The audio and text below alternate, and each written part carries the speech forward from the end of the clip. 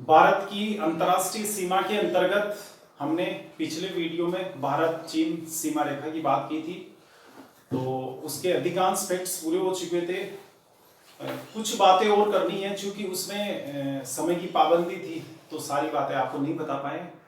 तो कुछ बातें और अजय भी आपको बता देते हैं उसके बारे में, फिर आगे दूसरा देश कहते हैं। तो एक तो क्या है कि जैसे चीन के बारे में यह है कि वो जो वास्तविक नियंत्रण रेखा है, उस वास्तविक नियंत्रण रेखा को हिंदी में तो वास्तविक नियंत्रण रेखा ही कहेंगे, लेकिन इंग्लिश में यहां एएलसी भी कह सकते हैं और एलएसी भी कह सकते हैं, line of actual control.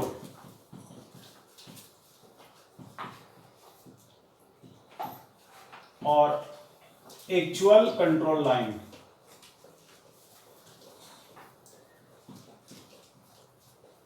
Actual line of control, actual line of control या लाइन ऑफ एक्चुअल कंट्रोल, ये कह सकते हैं इसको। ये ध्यान रखेंगे, हिंदी में तो वास्तविक नियंत्रण रेखा ही होगा। ठीक है। अच्छा, दूसरी बात, भारत और चीन के बीच में 1993 में एक संधि हो रखी है।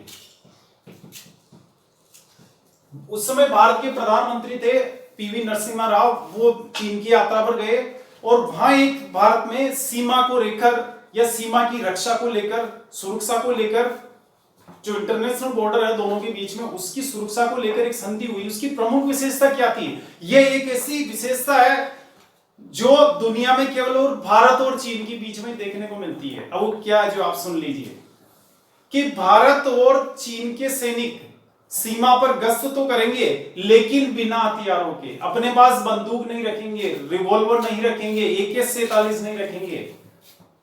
सैनिक, क्या कहा मैंने आपसे? सैनिक। तो फिर इसका मतलब दूसरे और कौन, वो ले जा सकते हैं। तो दूसरे यानी अधिकारी हथियार ले जा सकते हैं, और अधिकारी हथियार तो ले जाएंगे, जैसे AK-47 ले गए, बंदूक ले गए दूसरी, या रिवॉल्वर ले गए। लेकिन उसमें एक शर्त ये रखी गई कि जो मुंह होगा उसका बंदूक का, वो सामने न होकर नीचे जमीन पर होगा, यानी ऐसे नहीं होकर ऐसे होगी बंदूक की दिशा। यानी कैसे रखेंगे, कैसे उसको इस तरह रखेंगे, उसका मुंह हमेशा जमीन की तरफ होगा। ऐसा विचित्र समझौता भारत और चीन के बीच में हो रखा है। इसीलिए अभी आपने फोटोज में देखा होगा कि जो अधिकारी नजर आ रहे हैं अपने हाथ में बंदूक लिए हुए नजर आ रहे हैं, लेकिन बंदूकों का मुंह जो है वो नीचे है। जो उनके पास रिवॉल्वर है तो उसका मुंह नीचे है, नीचे की तरफ है, जमीन की तरफ। और एक आपने ये भी फोटोज में देखा होगा, जब डोकलाम विवाद हुआ, या अभी जो विवाद हुआ नाथुला में हुआ, या अभी जैसे यहाँ गालवन घाटी में हुआ, पैगोंग झील में हुआ, तो क्या देखा आपने फोटो में कि सैनिक हथियारों से नहीं लड़ रहे हैं, पत्थरों से लड़ रहे हैं, या इनसे क्या क्या नाम है इसका, लाठियों से। की लाठियों पे क्या लगा हुआ है? कांटे लगे हुए हैं लोहे के, उनसे लड़ रहे हैं, पत्थरों से लड़ रहे हैं। भाई सैनिकों को इन सब चीजों के इस्तेमाल की क्या जरूरत है? उनके पास तो अत्याधुनिक हथियार होते हैं। लेकिन भारत चीन के बीच में ऐसा समझौता हो रखा है। तो अब चीन को चूंकि अटैक करना था भारतीय सैनिकों पे, तो क्या किया उन्होंने? इस तरह के हथियार तैयार कर लिए जो हथियारों की श्रेणी में तो नहीं आते, लेकिन भाई जैसे लाठी है उसके कांटे लगा दिए, पत्थर है वो हथियार की श्रेणी में तो नहीं आता, लेकिन हथियारों जितना ही नुकसान कर सकता है वो। इसलिए भारत और चीन के सैनिक जब लड़ते हैं तो वो गुत्था आपस में नजर आते हैं, यानी हथियारों से गोली चलती हुई नजर नहीं आती। अभी भी गोली नहीं चली 15 जून को। तो ये विचित्र समझौता भारत और चीन के बीच में हो रखा है, 1993 में हुआ था। दूसरी बात, एक यहां आप स्पष्ट कर देते कि भारत और चीन सीमा पर जो हिंसक घटनाएं हुई, हिंसक घटना का मतलब समझ रहे हैं?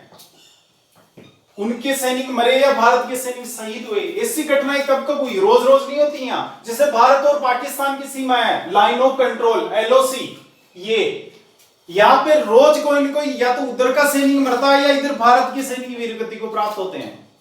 अक्सर आप सुनने को मिलता है कि आज ये शहीद हुए, या आज उधर से इतने सैनिक मर गए, उनके आतंकवादी मर गए, गोलियां चलती है। तो यहाँ तो क्या है, भारत और चीन के बीच में, भारत और पाकिस्तान के बीच में ऐसा कोई समझौता नहीं कि भाई हथियार लेकर नहीं जाएंगे, इससे हथियारों सहित रहते हैं वहां, तो 24 घंटे हथियार रहते हैं उनके पास और हथियारों का इस्तेमाल भी होता है। दूसरी बात, यहाँ हिंसा होना डेली की बात है, रोजमर्रा एक सामान्य सी घटना हो गई है। एक दो जैसे अपने इधर से भी एक आध शहीद होना ये सामान्य बात है, कोई सीरियस नहीं लेता, अच्छा कोई एक सैनिक शहीद हुआ होगा, ऐसा है यहाँ। यानी रोज हिंसा होती है, लेकिन भारत चीन सीमा पर हिंसा केवल अभी 3 बार हुई है, यानी 3 बार डेथ हुई है सैनिकों की। एक 1962, एक 1975, ये 75 हुई थी। आप देख रहे हैं यहाँ पे अरुणाचल प्रदेश में, आप तवांग में, तवांग है ये एक जगह यहाँ अरुणाचल प्रदेश में, तवांग। ये बौद्ध धर्म का अंतरराष्ट्रीय स्तर का तीर्थ स्थल है ये तवांग, अरुणाचल प्रदेश में। बहुत अच्छी जगह है, बड़ी खूबसूरत जगह है, बड़ी पावन जगह है। तो यहां तवांग में, चूंकि उधर तवांग में भी क्या आगे एक तरफ कौन आ रहा है, चीन आ रहा है ना वहां, तो भारत, एक तरफ भारत की सेना, दूसरी तरफ चीन की सेना है। अभी भी ये सेना हमेशा ही रहती है यहाँ भी। तो उस वक्त 1975 में झड़प हुई थी, तो एक उस समय 62 में तो मरे थे यहां, कहां पर, यहां अक्साई चीन में, लद्दाख में, जो अभी वाला लद्दाख है, उस वक्त जो कश्मीर था। और 75 में मरे थे यहां पे तवांग में। और अभी तीसरी बार यानी 2020 में जो अभी आपने देखा गालवन घाटी में हिंसक घटना हुई, या हिंसक घटनाएं हुई, या सैनिक शहीद हुए, यानी ये 3 बार ही हुई है अब तक पिछले 70 सालों के इतिहास में। समझ गए? तो ये तो बात हुई चीन की। और अब आगे चलते हैं,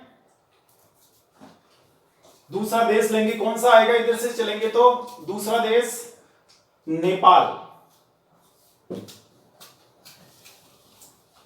नेपाल भी भारत का पड़ोसी देश है।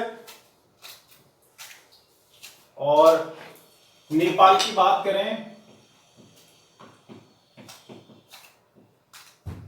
तो नेपाल की जो सीमा है वैसे वो 1751 किलोमीटर है, लेकिन आपको याद रखने की जरूरत नहीं है, वो इतना आपसे इस एग्जाम में पूछा नहीं जाएगा। वैसे मैं बता देता हूं समझने के लिए, 1751 किलोमीटर है, लेकिन याद मत रखना, जरूरत नहीं है इस एग्जाम में, वैसे काम हो जाएगा आपके। बस ये राज्यों के नाम याद रख लो, कौन कौन से राज्यों की सीमाएं इससे टच होती है और उनका क्रम क्या है। तो पश्चिम से पूर्व चल रहे हैं अपन, तो पश्चिम से पूर्व चलेंगे तो सबसे पहले आएगा, देखो केंद्र शासित राज्यों की बात करें, राज्य कौन कौन से आते हैं, और इधर है केंद्र शासित प्रदेश, केंद्र शासित प्रदेश। तो एक बात ध्यान में रखेंगे कि भारत, मतलब नेपाल की सीमा भारत के किसी भी केंद्र शासित प्रदेश को नहीं छूती है, उसको स्पर्श नहीं करती, यानी केंद्र शासित प्रदेश कोई भी इसको टच नहीं कर रहा नेपाल को। पहली बात तो शून्य है, कोई सा भी केंद्र शासित प्रदेश इससे लगता हुआ नहीं है। अब तो फिर क्या है, राज्य हैं। अब राज्य कौन कौन से हैं ये जानेंगे यहाँ पे। तो यहाँ 5 राज्य हैं, कुल 5। अब कौन कौन से हैं 5? पश्चिम से पूर्व सबसे पहले उत्तराखंड, उसके बाद उत्तर प्रदेश यूपी, उसके बाद है बिहार, और बिहार के बाद आएगा पश्चिम बंगाल। ध्यान रखेंगे पश्चिम बंगाल की सीमा लगती है इससे, नेपाल से, और पश्चिम बंगाल के बाद सिक्किम,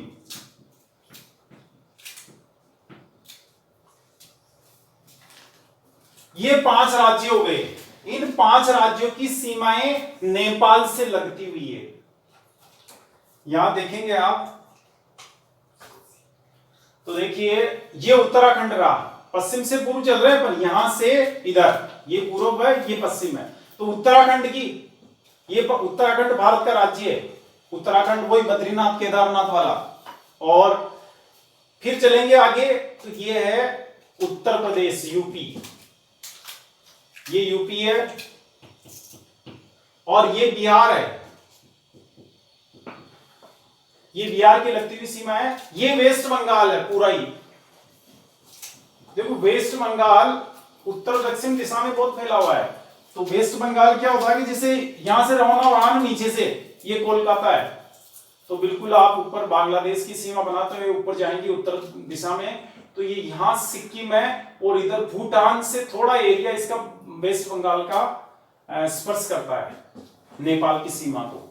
तो नेपाल की सीमा वेस्ट बंगाल से लगी हुई है। इस फैक्ट को एकदम क्लियर कर लेंगे यहां, क्योंकि ये ऑप्शन में जरूर आएगा। वेस्ट बंगाल तो बहुत नीचे पड़ता है ना, तो एक बार तो क्या होता है कि आदमी विचार करता है यार नेपाल कहां है, वेस्ट बंगाल कहां है, कहां कोलकाता, कहां काठमांडू, कहां माउंट एवरेस्ट, इतनी दूरी भी कोई सीमा स्पर्श करेगी क्या? लेकिन करती है। क्यों? इसकी बंगाल की, वेस्ट बंगाल की या पश्चिम बंगाल की संरचना ही ऐसी है, वो उत्तर दक्षिण दिशा में फैला। तो उत्तर में जब जाता है ये, तो सिक्किम को टच करता है, और इधर क्या है, नेपाल टच हो रहा है ना। आगे फिर भूटान को भी बताते हैं। तो ये क्या है, क्या समझे आप?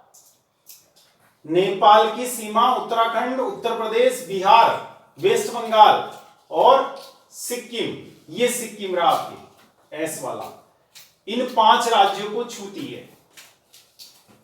पश्चिम से पूर्व इसका क्रम याद रखेंगे एकदम, क्योंकि वहां आजकल क्या होता है, क्रम पूछा जाता है एग्जाम में। तो एक बार इसका आप शॉर्ट ले लें, फिर आगे चलते हैं।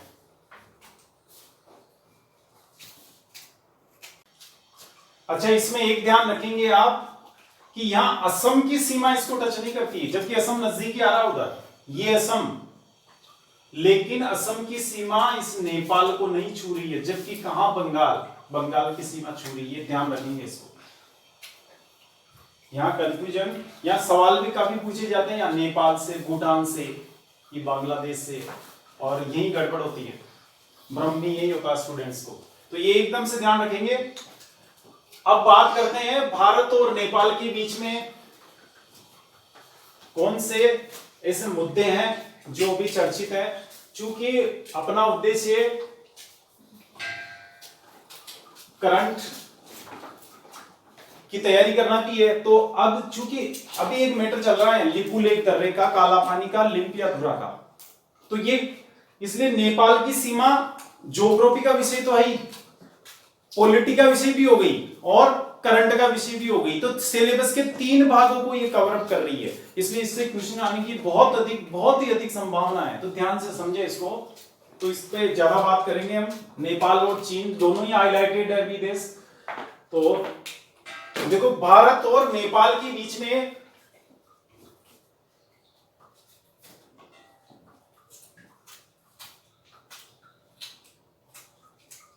एक बात पहले तो ये फैक्ट जान लीजिए, 1950 में एक संधि हुई थी। 50 में संधि, क्या संधि हुई थी कि भारत का कोई भी नागरिक नेपाल जा सकता है और नेपाल का कोई भी नागरिक यहां आ सकता है। ये तो कोई खास बात नहीं है, लेकिन उनको वीजा पासपोर्ट लेने की जरूरत नहीं है। यहां से मान लो पाकिस्तान जाना है आपको या चीन जाना है, तो वीजा लेना पड़ेगा, पासपोर्ट लेना पड़ेगा, उसके बगैर नहीं जा सकते। लेकिन भारत और नेपाल के बीच में आने जाने में कोई रोक टोक नहीं है। वहां के भिखारी यहां आ सकते हैं और यहाँ के भिखारी वहां से जा सकते हैं, कोई रोकने वाला नहीं रास्ते में। प्राइवेट बसें, कारें भी यहाँ की वहां जा सकती है, वहां की यहाँ आ सकती है। यहाँ के पर्यटक वहां जा सकते हैं, वहां के पर्यटक यहाँ आ सकते हैं।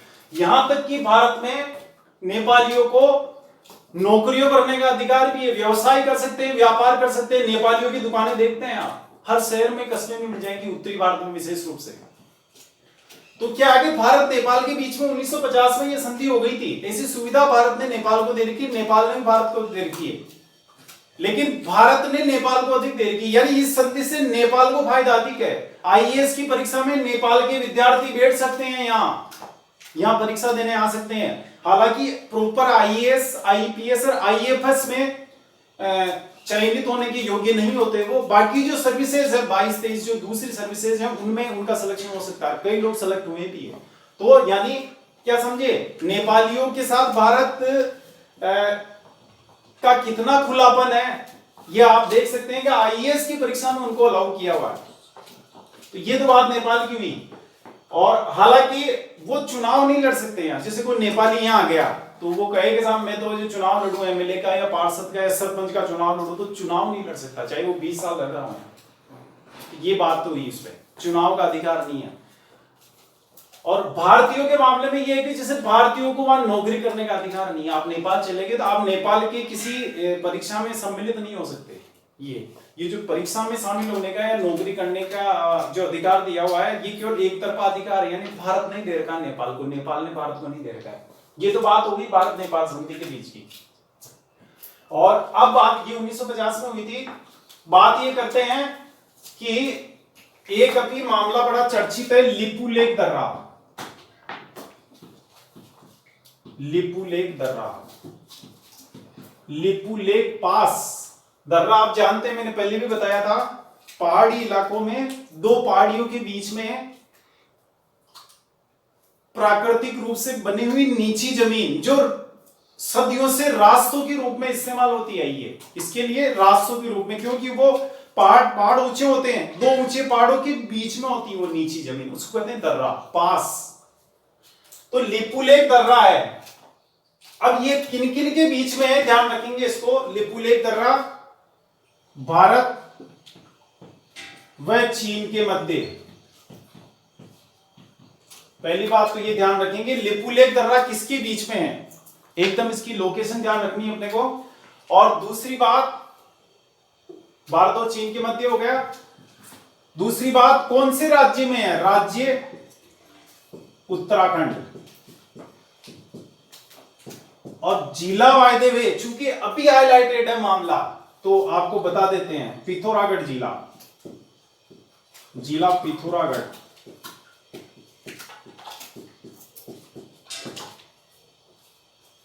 भारत के उत्तराखंड राज्य में लिपुलेख दर्रा है, लिपुलेख पास है। यहां पर इस जगह, इस लिपुलेख पास, ये एक तरह से ट्राइंगल बिंदु है ये। यहां क्या, एक तरफ नेपाल है, इस जगह लिपुलेख है, एक तरफ नेपाल, एक तरफ चीन और एक तरफ भारत। ये पास इसी जगह है। हालांकि इस पास पे कब्जा भारत का है अभी लिपुलेख दर्रे पे। 1962 से भारत में, भारत की जो सेना है, यहाँ पे सेना तो नहीं है, भारत तिब्बत सीमा पुलिस बल है, वो यहाँ पर है, इसकी निगरानी करते हैं लिपुलेख दर्रे की। अब इस लिपुलेख दर्रे की उपयोगिता क्या भारत में, इसको जानेंगे।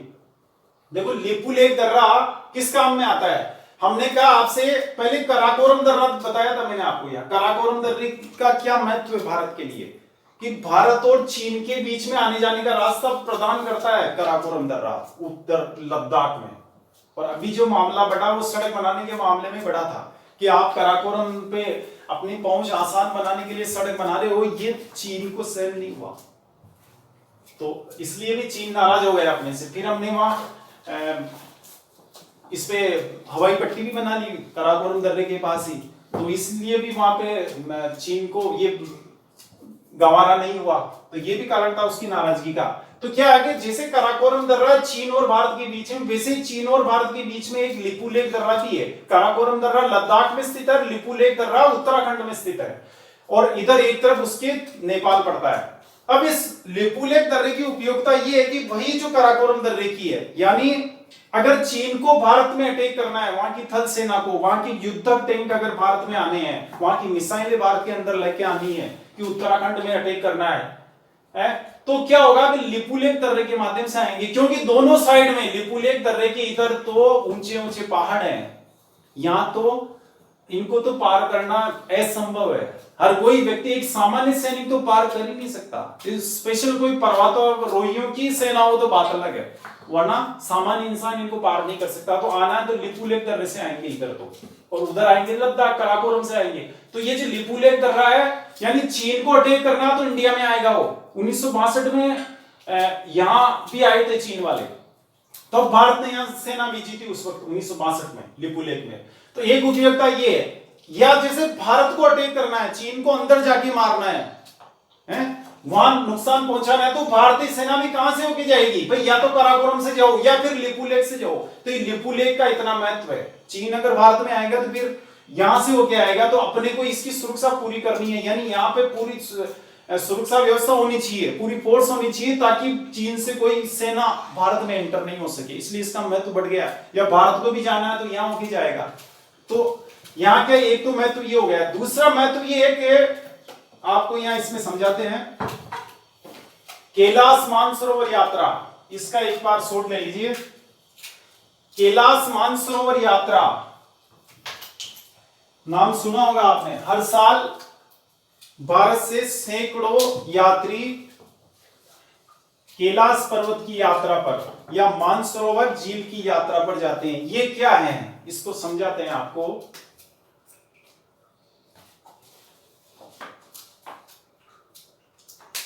देखो ये है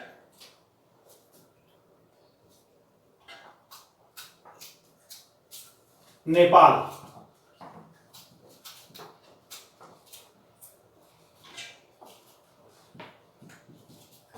और यहां पे हमने बताया था आपको भारत का ये उत्तराखंड राज्य, उत्तराखंड, और नीचे है ये यूपी आ गया यहां से, ये उत्तर प्रदेश, और ये है बिहार, और इधर कुछ तो पड़ेगा, ये इलाका तो पड़ेगा, देखिए ये बिहार आ गया, ये इलाका तो पड़ेगा वेस्ट बंगाल में, वेस्ट बंगाल की सीमा, ये सिक्किम है ना। ऐसे नेपाल और भारत के राज्य हैं, उनकी संरचना इस प्रकार है। अच्छा यहां पे क्या है ऊपर,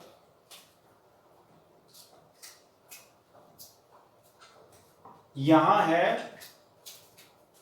जैसे ये सिक्किम आ गया है, यहां ये सिक्किम है, यहां चीन है, ये पूरा चीन। अब इसको मैं ऐसे बताता हूं थोड़ा आपको, चीन तो है आप जानते हैं इसको, ये पूरा चीन है। देखो यहां है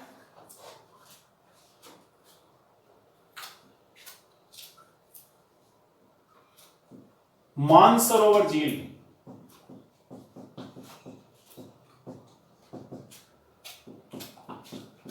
बहुत खूबसूरत झील है ये। यहां राकसताल झील, ये राकसताल,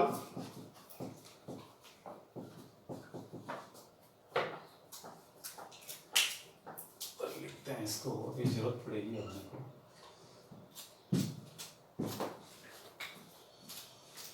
ये राकसताल, और ये जो देख रहे हैं आप ऊपर,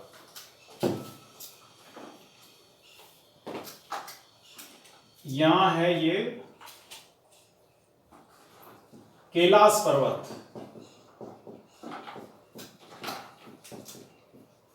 है ना। अब ये जो मानसरोवर झील है, कैलाश पर्वत है, ये इनका भारत में देखो बौद्ध धर्म, जैन धर्म और हिंदू धर्म, तीनों ही धर्मों में बड़ा महत्व है, उनके तीर्थ स्थल है ये। तो हर साल सैकड़ों यात्री भारत से यहां जाते हैं, कहां पे, मानसरोवर की यात्रा। अब भारत में क्या स्थिति थी, पहले मानसरोवर यात्रा हालांकि यहां से भी की जाती थी, यहां नाथुला पास पड़ता है एक सिक्किम में, नाथुला पास या नाथुला दर्रा, ये भी भारत और चीन के बीच में है। तो नाथुला दर्रे से होकर जाया करते थे यहां से, फिर ये ऐसे जाते थे, यहां रोड बना हुआ है। तो ये क्या है कि लंबा बहुत है रास्ता, इसमें दूरी बहुत अधिक है। तो इसके लिए अब क्या है कि अब एक लिपुलेख दर्रे वाला रास्ता भी यहां हो, क्योंकि यहां जाओगे तो सीधे, अब जैसे दिल्ली से किसी को जाना है तो ये दिल्ली है यहां, अब दिल्ली से पहले तो वो इधर सिक्किम जाए, पूरा सिक्किम जाके फिर इधर दार्जिलिंग, सिक्किम को पार करके फिर वापस इतना आए, तो डबल दूरी हो गई। तो ये क्या कि ये तो नजदीक ही पड़ता है उत्तराखंड, तो उत्तराखंड गए देहरादून, और इधर से फिर आगे आप मतलब पिथौरागढ़ होते हुए, ये पिथौरागढ़ पड़ता है, यहां से होते हुए ये सीधा ही लिपुलेख दर्रे में क्या है, मानसरोवर झील आ जाती है। तो अब क्या है कि अभी सरकार ने, जैसे नाथुला दर्रे पे तो अभी वैसे चीन इनको मानसरोवर यात्रियों को अलाउ किया गया। पहले चीन ने रोक लगा रखी थी यहाँ से कि नाथुला दर्रे से हम अलाउ नहीं करेंगे यात्रियों को, और लंबा भी बहुत था, तो इसलिए ये थोड़ा असुविधाजनक रास्ता था। तो एक दूसरा वैकल्पिक रास्ता भारत सरकार ने अभी उसको सही किया है। पहले वो रास्ता क्या था, इससे ही ज्यादा जाते थे यात्री। ये रास्ता ये था,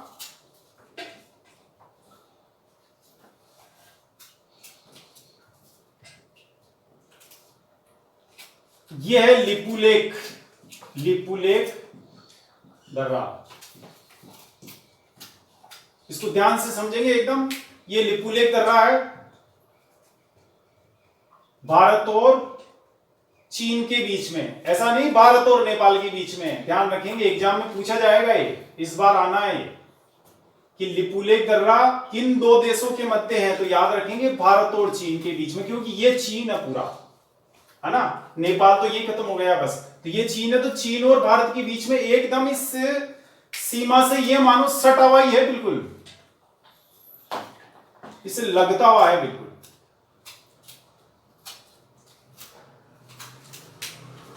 ये लिपुलेख दर्रा। अब इस लिपुलेख दर्रे में अब तक क्या होता था, यहां पे एक जगह है धारचूला,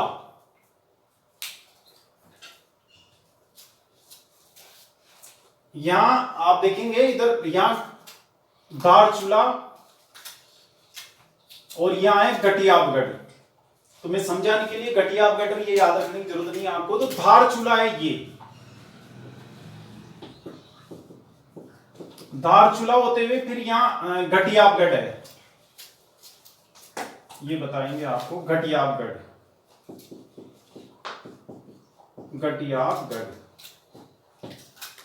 उत्तराखंड का एक कस्बा है गटियाबगढ़। तो धारचूला से चले, धारचूला जिला देखो नेपाल में भी है और भारत में भी है, ध्यान रखेंगे। आपको नक्शे में आप देखेंगे धारचूला इधर भी है, यहाँ धारचूला दे वाला लिखा हुआ, दवात वाला, और उधर धन वाला, तो ये तो डिफरेंस है। लेकिन यहाँ धारचूला यहाँ भी है, धारचूला यहाँ भी है, नक्शे में इधर भी मिलेगा, नेपाल में मिलेगा। मैं भारत वाले धारचूले की, उत्तराखंड वाले धारचूला की बात कर रहा हूं। तो ये तो गटियाबगढ़ में धारचूला है, ये वाला नीचे, और ऊपर है गटियाबगढ़। तो यहां से धारचूला जाते थे, धारचूला में आधार केंद्र पर गटियाबगढ़ तक भी सड़क बनी हुई थी, तो सड़क से यानी कार वगैरह से इनसे चले जाते थे। फिर यहां गटियाबगढ़ से आगे यानी इस लिपुलेख दर्रे तक लगभग 80 किलोमीटर की दूरी है, यहां केवल रास्ता ही था। रास्ता कितना, 5 फीट चौड़ा, पहाड़ों के बीच में से एक दूसरे को पकड़ के चलना होता था, जिससे आप किसी कुएं की मुंडेर पे चल रहे हो, है, या यो मानो किसी रस्सी पे चल रहे हो, ऐसी स्थिति थी यहाँ। और पहाड़ों के बीच में एक तो ठंड, ऊंचाई 15,000 फीट, यहाँ लिपुलेख दर्रे के पास तो 17,000 फीट की ऊंचाई है, 17,000 फीट की ऊंचाई है। इधर भी लगभग ये मानो 15,000 12,000, उससे कम नहीं है, 10,000 से कम तो इधर धारचूला के ऊपर कोई सा स्थान नहीं है, 10,000 से ऊपर ही है सारा। तो अब क्या है कि एक तो ऊंचाई बहुत, तो ठंड बहुत अधिक, कपड़े वैसे ही बॉडी पे बहुत अधिक होते हैं, फिर ध्यान से चलना होता, वरना स्लिप होने की आशंका रहती है। स्लिप हो गए तो गए 1,000 फीट नीचे, ऐसी लोकेशन है यहाँ की पहाड़ों की। तो यहाँ क्या आगे, अब जैसे धारचूला से आए गटियाबगढ़, आगे गटियाबगढ़ तक तो पहुंच जाते थे। अब आगे क्या होता था, यहां से पैदल चलना होता था 80 किलोमीटर तक, इस लिपुलेख दर्रे तक।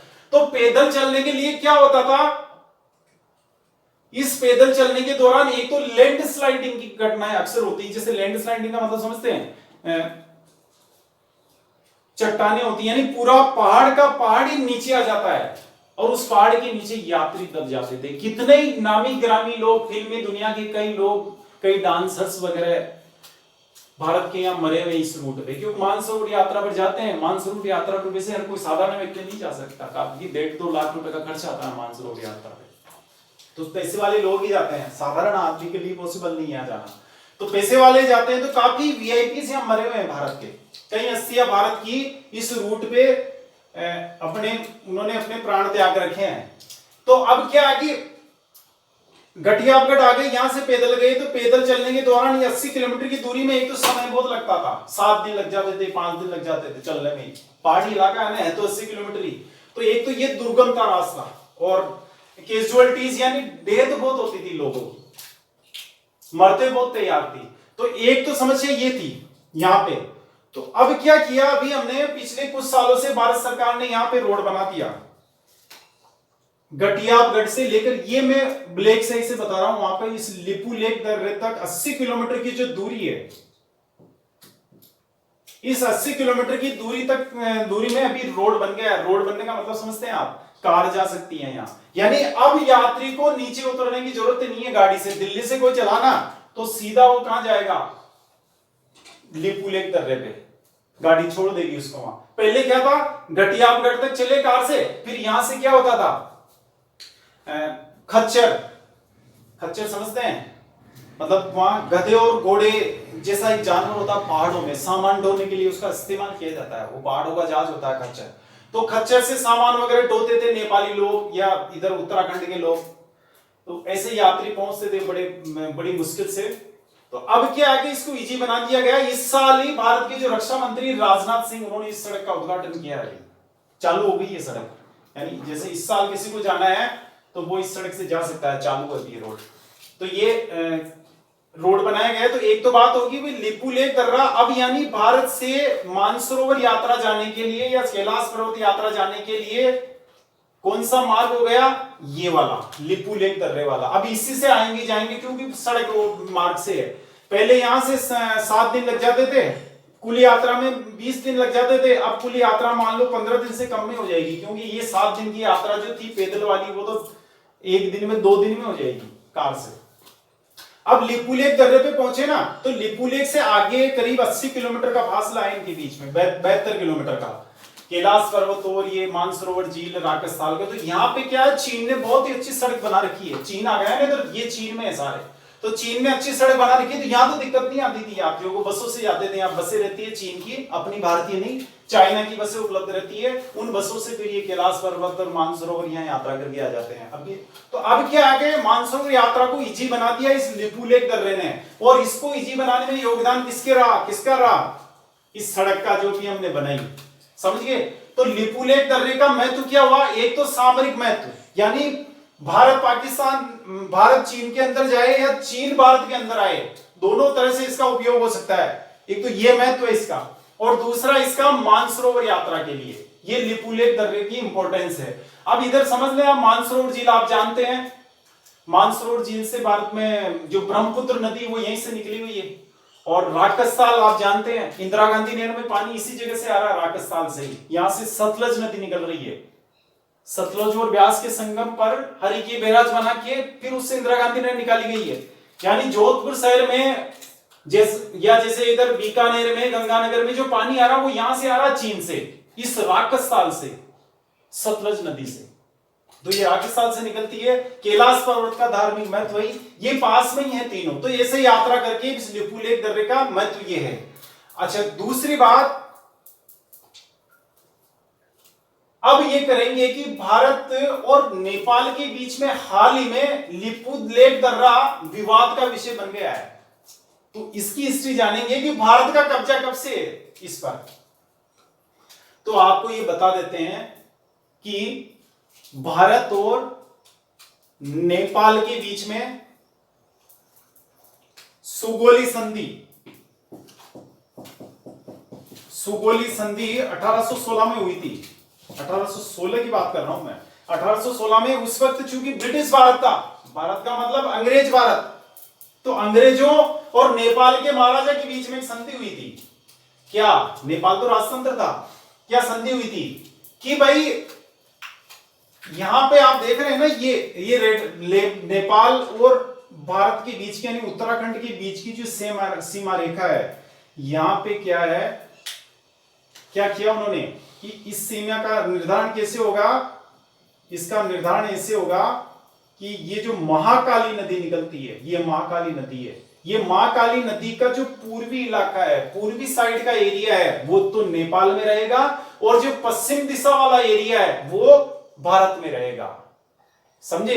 अंग्रेजों ने क्या संधि की 1816 में नेपाल के साथ कि इधर इस महाकाली लिपू लेक दर्रे के पास में है काला पानी, इस काला पानी से महाकाली नदी निकलती है, जिसको शारदा नदी भी कहते हैं, जो आगे घाघरा नदी में अपना पानी डालती है। क्या समझे। लिपुलेख दर्रे के दक्षिण में यहां काला पानी है, यहां पे इस काला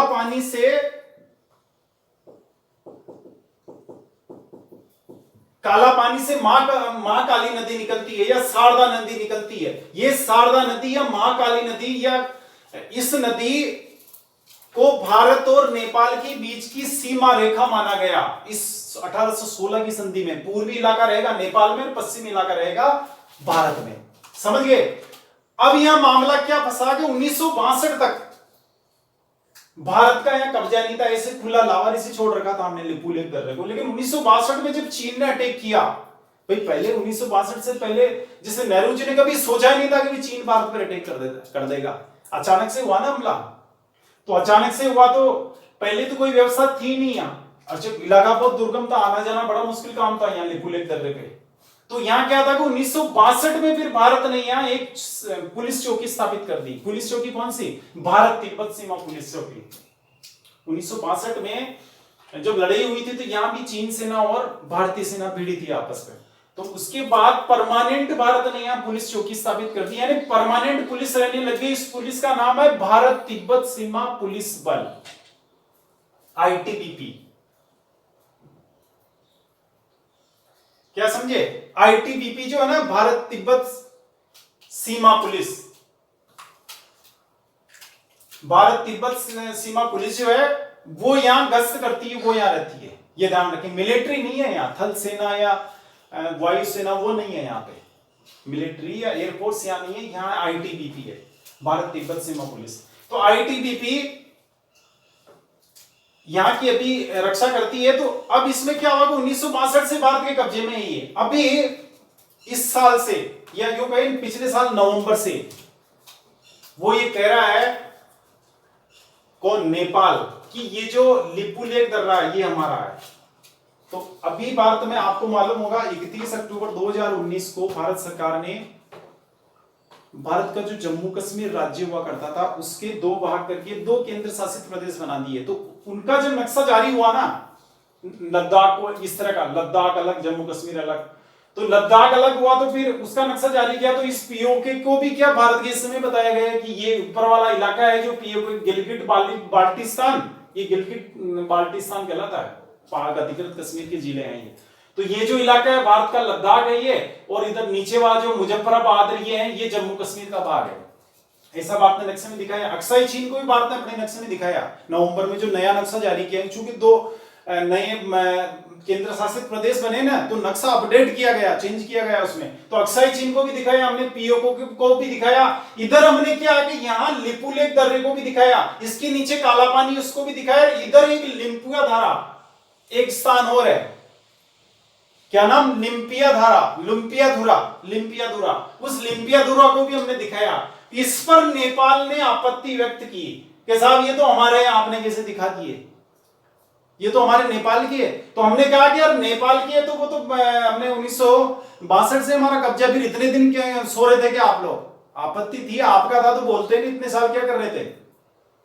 60 साल हो गए, आपको कभी बोला ही नहीं आपने कि ये हमारा कब्जा, अभी हमारी जमीन है, आपकी आईटीबीपी बैठी है या आपका पुलिस बल बैठा है, आपने कभी नहीं कहा। अब जाके कह रहे हो अजी का वो तो हमने नहीं कहा, दोस्ती के नाते वो 17 बातें। फिर अभी नेपाल ने क्या किया इस साल, अभी जून में ही, जैसे उसने ये जो तीनों इलाके हैं मैं आपको बता रहा हूं, काला पानी, अब ये यहां नक्शे में मैं समझा देता हूं आपको। तो काला पानी ये सुगोली संधि हो गई। एक बार इसका स्क्रीनशॉट ले लें जल्दी, इसमें कुछ चीजें और भी दर्शाई जानी है।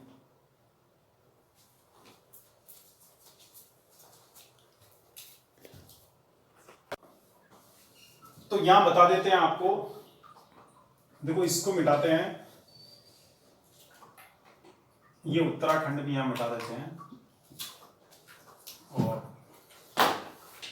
यहां देखिए आप, ये तो हो गया आपकी काला पानी, ये लिपुलेख दर्रा, और इसके पास ही है यहां लिम्पियाधुरा, ये लिम्पियाधुरा।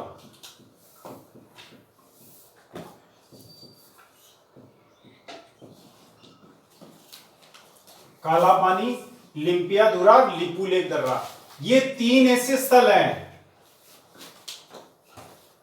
चलो इसको मिटा देते हैं, यहां आपने नोट कर लिया होगा अभी। मानसरोवर जी, ये एकदम याद रखेंगे भाई। लिम्पियाधुरा, काला पानी, ये काला पानी और ये लिम्पियाधुरा और ये लिपुलेख दर्रा, इन तीनों स्थलों को भारत ने अपने नक्शे में दिखाया नवंबर 2019 में। तो फिर उसके जवाब में अभी नेपाल की संसद ने विधिवत रूप से, कानूनी रूप से इन तीनों स्थलों को नेपाल के नक्शे में जा दिखाया। जबकि मौके पर कब्जा, एकदम क्लियर कर देता हूं मैं, मौके पर इस वक्त कब्जा अपना ही है तीनों पर।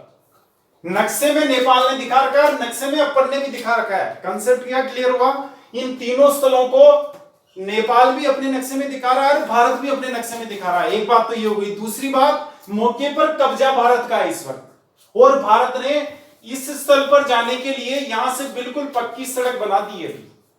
और भारत की जो भारत तिब्बत सीमा पुलिस है, आईटीबीपी, तिब्बत सीमा पुलिस है, वो इसकी रक्षा करती है, ये ध्यान रखेंगे। तो ये तीनों फैक्ट ये हो गए। अब यहां आप नेपाल किस बेस पे कह रहा है, भारत किस बेस पे कह रहा है कि हमारे हैं, ये इसको समझ लेंगे। शॉर्ट में बता देता हूं, वैसे आपके एग्जाम में इतना डीप पूछा नहीं जाएगा, लेकिन आप इसको अगर डीप में नहीं जाएंगे ना थोड़ा, तो फिर आप समझ नहीं पाओगे। अब समझोगे नहीं तो बार बार फिर रटना पड़ेगा, तो इसको समझ लो। जब डीप में थोड़ा सा जाएंगे तो ये सारी ऊपर वाली चीजें एकदम स्थायी हो जाएगी, फिर आपके दिमाग में भूलोगे नहीं। इसलिए थोड़ा क्या होता है कि किसी चीज को समझने के लिए भीतर डुबकी लगानी पड़ती है, तो थोड़ी डुबकी लगा लेते हैं अपन। तो यहां देखिए, नेपाल ये कह रहा है कि ये जो 1816 में सुगोली संधि हुई थी, उस संधि में यह तय हुआ था कि भाई महाकाली नदी दोनों देशों की सीमा बनाएगी, अंतरराष्ट्रीय सीमा होगी वो। ठीक है, भारत ने भी कहा भाई हम भी यही कह रहे हैं, नेपाल कह रहा है हम भी यही कह रहे हैं। तो फिर विवाद का है, विवाद ये है कि नेपाल तो ये जो अभी जैसे आप देखोगे, ये लिम्पियाधुरा है ना, और ये है काला पानी, काला पानी, और ये है लिपुलेख, लिपुलेख दर्रा, है ना। अब ये स्थिति है, यहां पे एक जगह है यहां पर पंखागढ़,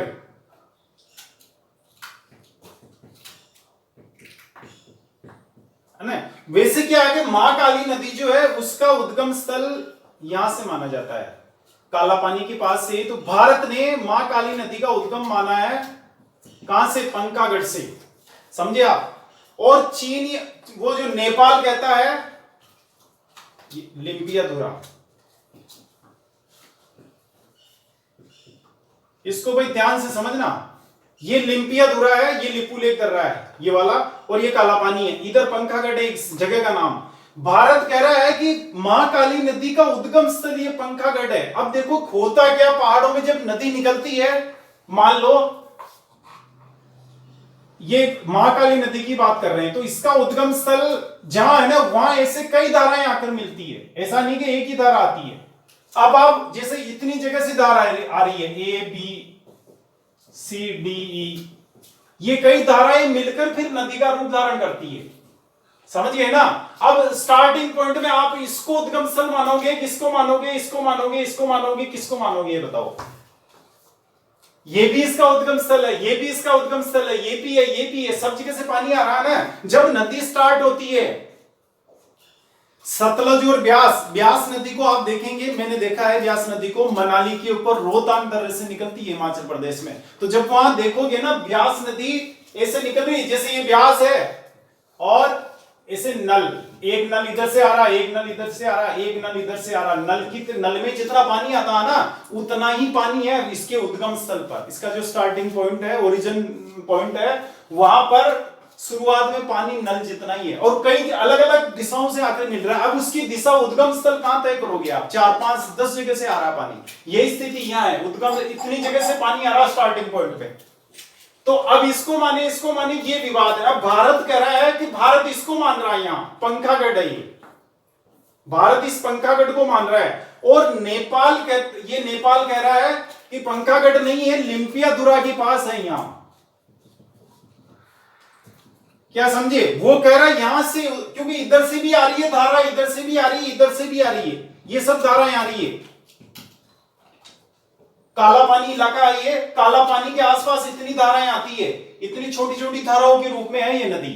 कौन सी? महाकाली नदी। नल के टाइप पानी आ रहा है, बिल्कुल छोटा छोटा है। जैसे वो अपने खेतों में पानी पिलाते हैं तो धोरा जो होता है ना पानी का, नाली जो होती है खेत में जाने की, उससे भी कम पानी, वो इतना सा पानी आता है। तो अलग अलग जगह से आ रहा है। अब नेपाल कह रहा है कि साहब ये जो काली नदी का उद्गम स्थल ये है, और समझो तो ये हो रखा है कि इस काली यानी काली नदी ये हो गई, फिर ये उद्गम स्थल है तो इट मींस ये काली नदी हो गई। तो अब समझो तो क्या होगा 1816 में कि काली नदी के पूर्व का जो इलाका है वो सारा का सारा नेपाल के पास रहेगा, और पश्चिम का इलाका है वो भारत के पास रहेगा। तो ये काली नदी है, इसके पूर्व में जो स्थित है वो सब नेपाल का है। लिम्पियाधुरा भी इधर ही है, लिपुलेख भी इधर ही है, और काला पानी भी इधर ही है। तो ये तीनों ही हमारे हैं। उसने क्या माना? ये माना महाकाली नदी का उद्गम स्थल। तो इधर सारे ये सब इधर पड़ गए, तो सारे वो कह रहा हमारे हो गए। अब भारत क्या कह रहा है कि नहीं, ये उद्गम स्थल नहीं है, ये जो आप मान रहे हो धारा, ये उद्गम स्थल नहीं है। उद्गम स्थल यहां पंखागढ़ से एक जगह का नाम है, यानी पंखागढ़ से है ना। तो इसका मतलब क्या हुआ कि काली नदी ये हो गई, फिर ऐसे आ रही है, ऐसे आ रही है ना इसकी मुख्य धारा। तो फिर इसके पूर्व में जो स्थित है, इसके पूर्व में स्थित है वो सब नेपाल का है, और पश्चिम में स्थित है वो सब भारत का है। तो आप देख रहे हैं लिपुलेख पश्चिम में है, ये काला पानी भी पश्चिम में है, लिम्पियाधुरा भी पश्चिम में है, तो तीनों ही भारत में हो गए। ये विवाद की जगह है। और वैसे आपको बता देते हैं कि जो भूगोलवेता है या जो वहां की जो धरातलीय स्थिति की जो जानकारी रखते हैं उत्तराखंड की या नेपाल की भी, वो लोग यही मानते हैं कि पंखागढ़ी इसकी मुख्य धारा मानी जाती है। तो पंखागढ़ी इसका उद्गम स्थल मानेंगे। तो भारत अपनी जगह सही है। वैसे क्या समझिए आप? गलती पे है तो नेपाल है। तो ये विवाद है वहां का, समझ गए ना? तो अभी हमने तो इसको मान के, महाकाली नदी को ये मान के इसको दिखा दिया, इन सभी को भारत के नक्शे में दिखाया है, और इधर नेपाल इसको मानकर इधर वालों को सबको नेपाल ने अपने नक्शे में दिखाया है। ये विवाद है। तो अभी जो नक्शा है देखो, यहां देख लो आप, यहां दिखा देते हैं आपको। नेपाल ने जो नक्शा जारी किया है, एक बार इसका शॉट ले लो आप, फिर मैं आगे दिखा देता हूं थोड़ा। अब ये जो नेपाल दिखा रहा ना, भारत ने तो अपना नक्शा ऐसे दिखाया जैसे बन रहा है अभी, नवंबर में जो जारी किया। अभी जो नेपाल की संसद ने संशोधित नक्शा जारी किया है, जिसकी इसने अपने मनीषा कोइराला अभिनेत्री ने बनी, मैं भी सपोर्ट करती हूँ इसको। अब इसको ये मालूम नहीं है कि तेरी पहचान है, तुझे जो इतनी ख्याति मिली है वो भारतीयों ने दी है, भारतीय फिल्म इंडस्ट्री से मिली है, भारतीय फिल्म इंडस्ट्री के फॉलोअर्स भारतीय लोग हैं। तो तू क्या है, मतलब अपना कैरियर यहां बना रही है, गीत इसके नेपाल की गा रही है। वैसे ये ओरिजिनली नेपाल की है, नेपाल के राज परिवार से बिलोंग करती है। इसकी कर्म भूमि भारत रही है, इसकी एजुकेशन भी भारत में ही हुई। वाराणसी में 10वीं 10वीं वहीं से पास की इसने, फिर दिल्ली में भी स्कूल में पढ़ी है, बाद में न्यूयॉर्क यूनिवर्सिटी में पढ़ी है। तो वैसे बचपन इसका ये मान लो कि भारत में ही बीता है, लेकिन जन्म स्थान नेपाल रहा। इसको नेपाल आना जाना रहा, इसका परिवार वहीं रहता है, राज परिवार है नेपाल वहां का, प्रधानमंत्री रहे इसके पूर्वज। तो ये भी कह रही है कि साहब ये जो नेपाल ने नक्शा बताया नहीं सही बनाया, भारत ने गलत बताया है। तो खैर चलो वो तो जो है जो, लेकिन इसमें क्या है कि ये तो भारत ने बताया, नेपाल ने जो बताया वो बता देता हूं आपको। इन तीनों को सम्मिलित करते हुए यहां नेपाल ऐसे बता रहा है, यहां से ये बता रहा है नेपाल के अनुसार ये ऐसे होगा बॉर्डर, भारत उत्तराखंड और नेपाल का बॉर्डर इस तरह होगा। समझ गया?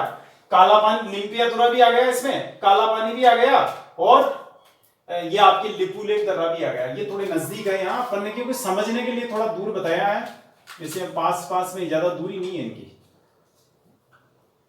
इतना उसमें डाइवर्सन नहीं है नक्शे में। ये ऐसे, तो ये अभी इस तरह नक्शा बताया उसने नेपाल ने। नेपाल के अनुसार भारत और नेपाल के बॉर्डर ये है, और इसके अनुसार भारत के अनुसार सीधा है। ये विवाद है। तो अपने को एग्जामिनेशन पॉइंट ऑफ व्यू से क्या याद रखना है, अपने को यहाँ पढ़ने का या मेरा पढ़ाने का एकमात्र उद्देश्य है आपको मेरिट स्टैंड करवाना एग्जाम में। तो एग्जाम में है तो अपन अपने स्वार्थ की बात कर लेते हैं। एग्जामिनेशन में क्या पूछा जाएगा, इन तीनों के नाम आएंगे, काला पानी, लिम्पुआधुरा और लिपुलेख दर्रा भारत के किस राज्य से बिलोंग करते हैं? तो उत्तराखंड। इनका विवाद किस देश के साथ चल रहा है? तो नेपाल। विवाद समझे आप? विवाद किसके साथ चल रहा है? तो नेपाल। और लिपुलेख दर्रे के बारे में पूछ ले कि किसके बीच में स्थित है? तो भारत और चीन। और पूछ ले कि विवाद किसके साथ चल रहा है इसका, लिपुलेख दर्रे का? तो नेपाल के साथ। यहां एकदम स्पष्टता रखेंगे। अब ये क्यों उठाया नेपाल ने? देखो यहां पे चीन जो है, चीन नहीं चाहता कि लिपुलेख दर्रे पर भारत अपनी स्थिति मजबूत करे, या यूं मानो कि लिपुलेख दर्रा भारत के पास रहे। वो चाहता नेपाल के पास रहे। नेपाल से उसको कोई खतरा नहीं है, और नेपाल से उसकी कोई प्रतिस्पर्धा भी नहीं है। नेपाल एक क्या, वो मच्छर है, वो हाथी है। तो मच्छर और हाथी के बीच में कभी प्रतियोगिता नहीं हो सकती। अच्छा, भारत तो क्या है कि जानता भी, भारत तो चीन का मुकाबला कर सकता है। तो वो नहीं चाहता कि लिपुलेख दर्रा नेपाल के पास रहे, इसके भारत के पास रहे। वो चाहता नेपाल के पास रहे, इसलिए उसने नेपाल को भड़का दिया। अच्छा, फिर उद्देश्य था कि भारत को परेशान भी करना था, तो उसने नेपाल को आगे कर दिया कि आप विरोध करो ना इसका मैटर का, इसको उठाओ। तो नेपाल ने इसने उठाया, जानकर यही कह रहे हैं। और भारत के जो थल सेना अध्यक्ष है, उनका भी स्टेटमेंट, नरवणे है, उनका स्टेटमेंट भी ये आया था कि नेपाल के कहने पर, चीन के कहने पर नेपाल ने ये विवाद उठाया है, या ये विवाद पैदा किया है। तो इसमें चीन का रोल बढ़ा। चीन का इंटरेस्ट क्यों, जो आप समझ गए, वो नहीं चाहता कि फिर लिपुलेख दर्रा उनके पास रहे, है ना। तो ये बात हुई भारत और नेपाल के बीच की।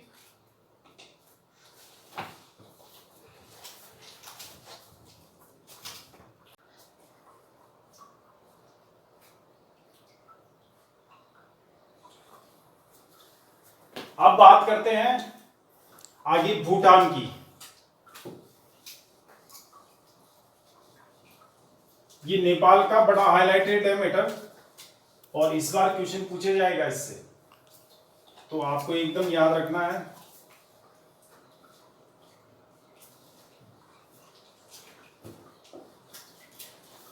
भूटान,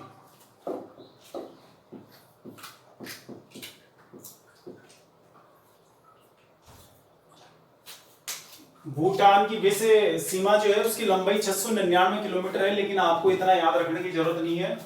भूटान के मामले में बात करेंगे, देखो कौन कौन से राज्य मिलेंगे। केंद्र शासित प्रदेश,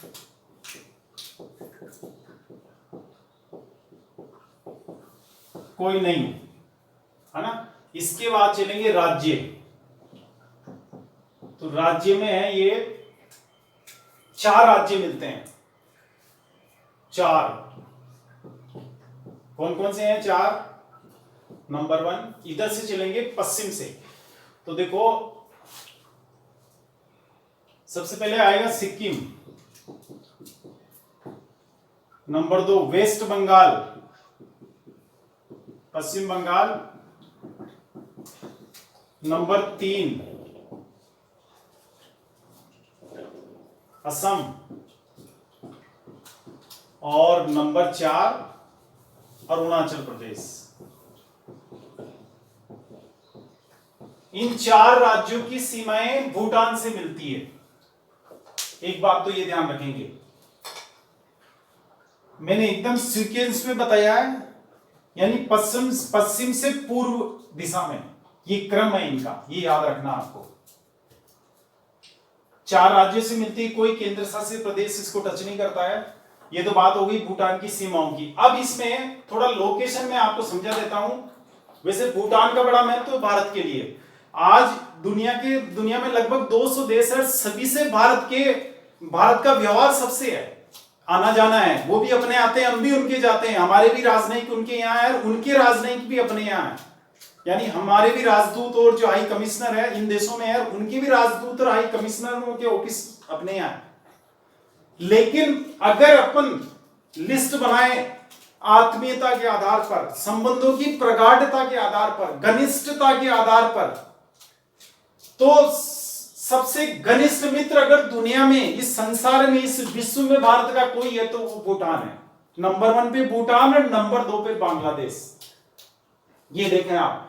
अब भूटान, चूंकि आपको मालूम है भूटान के विद्यार्थियों को तो भारत ने आईएएस परीक्षा में बैठने की भी परमिशन दे रखी है। आईएएस में बैठ सकते हैं भूटान के विद्यार्थी, जैसे नेपाल के बैठते हैं वैसे ये भी बैठ सकते हैं। तो एक तो भूटान की ये बात हो गई। और भूटान वैसे इसका महत्व इससे भी है, साबित होता है 2014 में जब पहली बार नरेंद्र मोदी भारत के प्रधानमंत्री बने थे, तो मालूम है उन्होंने प्रधानमंत्री बनने के बाद अपनी पहली विदेश यात्रा कहां की थी? इस भूटान की। इसी प्रकार 2019 में जब दोबारा प्रधानमंत्री बने तो भी अपने दोबारा या दूसरे कार्यकाल की पहली विदेश यात्रा भूटान में की थी, भूटान गए थे वो। तो कई लोग जो जानते नहीं है उन्होंने आलोचना कर दी, साहब भूटान में क्या रखा है, हर बार ही भूटान से शुरुआत करते हैं, मुहूर्त यहीं से करते हैं मोदी जी। अरे भाई मुहूर्त करते हैं तो जो सबसे घनिष्ठ होता है उसी के पास ही तो जाएंगे ना। आज जैसे आपका आरएएस में सिलेक्शन हो जाता है, गांव में जाते हो तो सबसे पहले मिलने किसके यहाँ जाओगे? जो सबसे ज्यादा घनिष्ठता रखता है, आत्मीयता रखता है? या इस आधार पे जाओगे कि यार वो पैसे वाला है उसके पहले चलेंगे, गरीब के बाद में चलेंगे? गरीब अमीर नहीं देखा जाता। इसी तरह यहाँ भी नहीं देखा जाता कि भाई अमेरिका संपन्न है या रसिया संपन्न है, इंग्लैंड संपन्न है तो पहले उनके पास चलेंगे। जो घनिष्ठता के आधार पर सबसे पहले हमने ये भूटान को ये जताया, या पड़ोसियों को चीन वगैरह को, इनको भी जता रहे हैं कि देखो तुम्हारे से ज्यादा मैं तो हमारे लिए भूटान का है, इसलिए हम भूटान जा रहे हैं, चाहे वो तो छोटा देश है। और बता दें आपको, यहाँ अभी यहाँ पूरी तरह से लोकतंत्र भी नहीं है, 90% यहाँ राजतंत्र है आज भी। भूटान अपनी तरह यहाँ चुनाव नहीं होते, यहाँ राजा है आज भी भूटान में, लेकिन यहाँ का राजा का शासन ही इतना अच्छा है कि लोकतंत्र में नहीं होता इतना बढ़िया। तो इसलिए भूटान का बड़ा महत्व भारत के लिए। तो ये तो स्टेट्स हो गए जो भूटान से लगते हुए हैं। अब आपको मैं यहाँ थोड़ा नक्शे में समझा देता हूं क्लियर करके, यहाँ कंफ्यूजन क्या होता है भूटान के मामले में। एक तो देखो ये लोकेशन है भूटान की,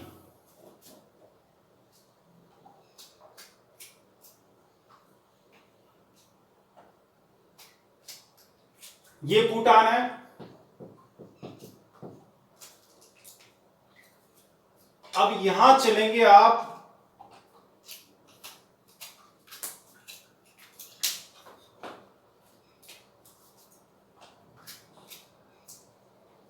ये भारत का सिक्किम,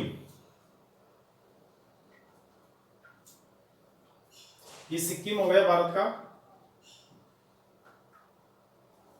और नीचे इधर चलेंगे,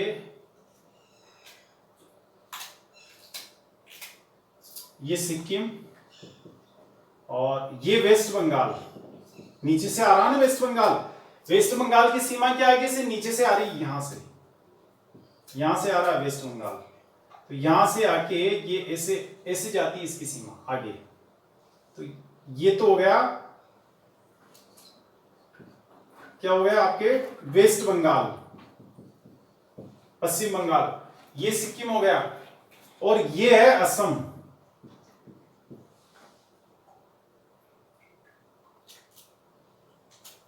ये असम हो गया। और यहां से फिर क्या है,